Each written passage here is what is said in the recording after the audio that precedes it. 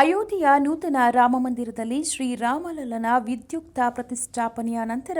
ಪೇಜಾವರದ ಶ್ರೀ ವಿಶ್ವಪ್ರಸನ್ನ ತೀರ್ಥ ಸ್ವಾಮಿಯವರ ನೇತೃತ್ವದಲ್ಲಿ 48 ದಿನಗಳ ಕಾಲ ನಡೆಯಲಿರುವ ಮಂಡಲೋತ್ಸವ ಆರಂಭಗೊಂಡ ಹಿನ್ನೆಲೆಯಲ್ಲಿ ಪೇಜಾವರದ ಶ್ರೀಗಳು ಇಂದು ವಿವಿಧ ಮಂತ್ರಗಳಿಂದ ರಾಮಲಲ್ಲನಿಗೆ ತತ್ವನ್ಯಾಸಾದಿಗಳನ್ನು ನೆರವೇರಿಸಿ ಕಲಶ ಪೂಜೆ, ಚಾಮರ ಸೇವೆ, ಮಹಾಮಂಗಳಾರತಿಯನ್ನು ನೆರವೇರಿಸಿ ಪೂಜೆ ಸಲ್ಲಿಸಿದರು.